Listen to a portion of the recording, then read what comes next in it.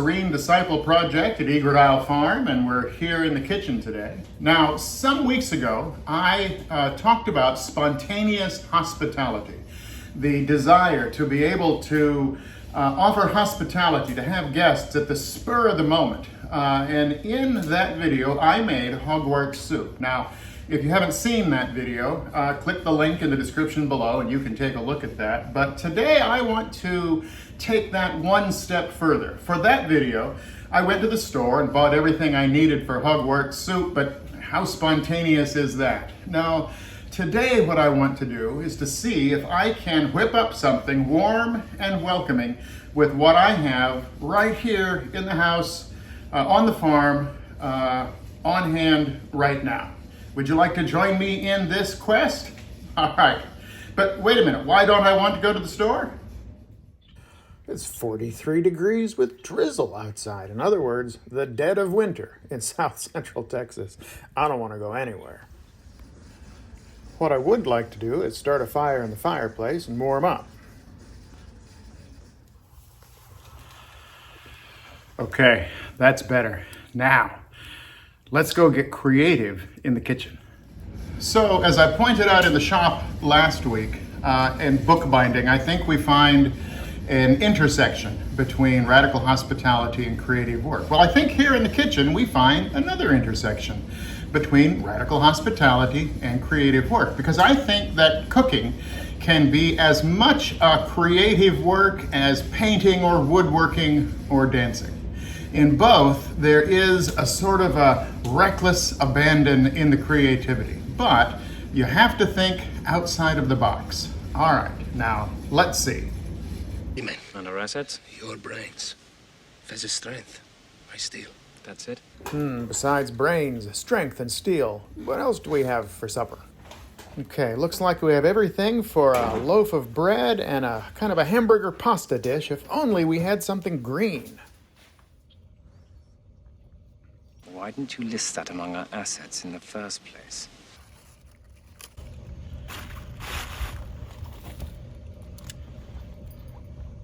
Are you cold, Bean? I'm cold too. You ready to go in? Okay. Let's go in.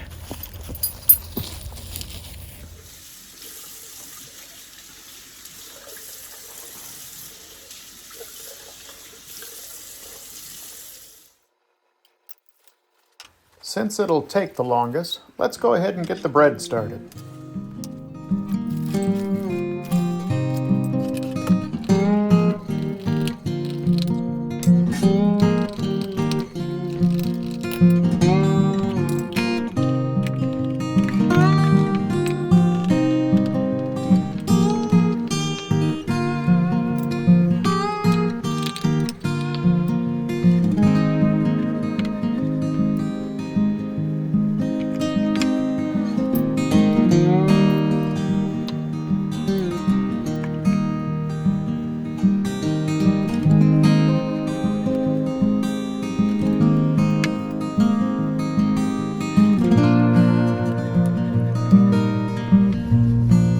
Okay, now we'll start supper proper.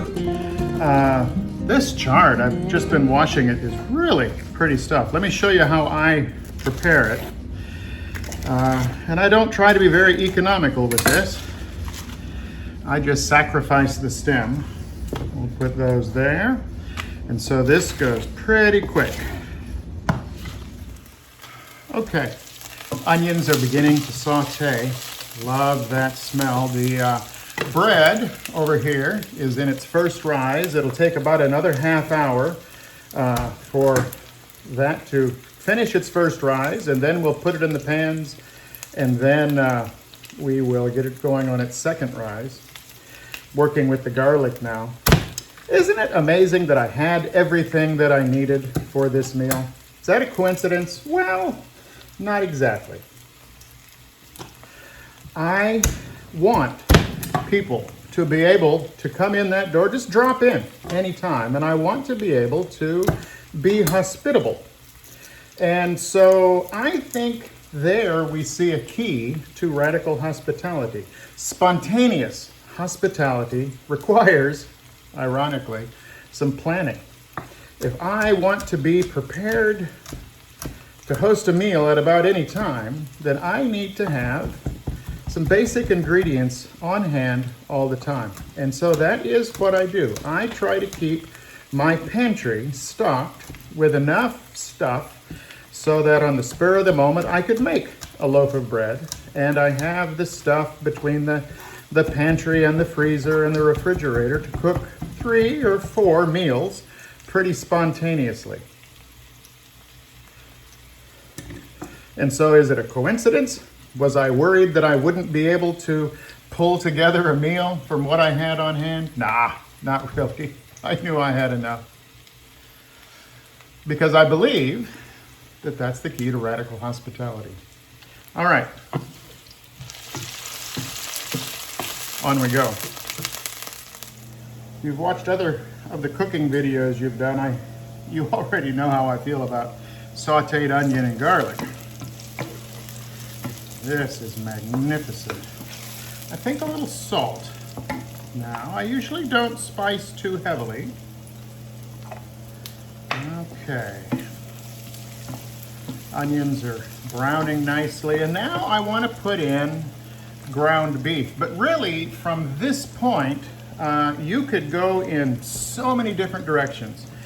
Depending on what meat you had to put in, we could go with chicken, or we could go with pork or beef, different cuts of those. But what I have today is Egret Isle Farm ground beef. This is beef that we've produced here on the farm, and so I know all about where this meat came from. I was acquainted with the source of this meat every day of its life. Know if it was sick or not. It wasn't. Know what medications it got. Didn't get any medications because it was never sick. And know what it ate its entire life, and that is something that I like. And so we have produced Egret Isle Farm beef and pork and poultry over the course of the years, and so we're still working on that. Okay, this is not quite thawed yet, but we can go ahead and start it. Egret Isle Farm ground beef is browned, and now we have come to a decision point. Do we go with a tomato sauce? Do we go with a cream sauce? And I think I want to tonight go with a cream sauce. Now we could thicken this with some kind of thickener like cornstarch or flour, but I think I'm going to go just a little lighter, if this can be called lighter. At least I'm going to go in a different direction. I think I'm going to turn the heat down pretty low and begin the saucing with heavy cream, and this will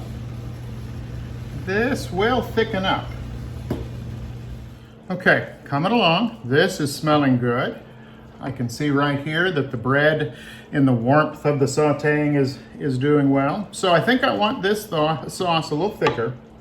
So I'm going to add some cheese. This is Swiss cheese, but you could add anything you wanted to. I'm going to let that melt. And then I thought some Kalamata olives would be good in it. So I'm going to chop up some Kalamata olives. That should give it a nice tartness. And then finally, I decided I would go ahead and make it just a little bit tomatoey. So I'm going to use one of my cans of tomato sauce. So what do you think this is called? I don't know what it's called. Wish I had some sun-dried tomatoes. Maybe I ought to keep some of those in the pantry as well. So what we'll do once this is all done and thickened up is we'll put the pasta in it, and then we'll turn that on low and set it aside. We'll get the bread in the oven here in just a minute. And then the last thing we'll do is saute the Swiss chard. Oh, I wish you could smell this. We are closing in on hospitality. The sauce is done, just bubbling happily away now. The pasta is ready to turn off and to bring over here to ladle out. And I have started another onion saute for the Swiss chard. All right, let's get the pasta in here. There we go.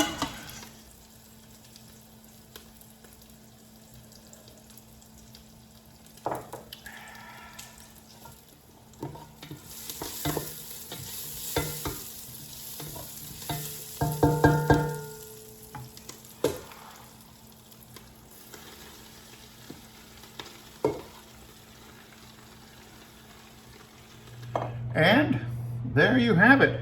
Mission accomplished. What shall we call this? How about Mediterranean beef skillet? Sure, why not? And sauteed Swiss chard from the garden and warm, fresh bread. Put that with a glass of wine and a lot of laughter and some great conversation. You've got hospitality. I want to invite you to consider the art of cooking as more of an art and less of chemistry, of following recipes. Just try some things, put some things together, have some fun with it, and practice, dare to practice, creative, radical hospitality. I'll see you next time. Kitty's here.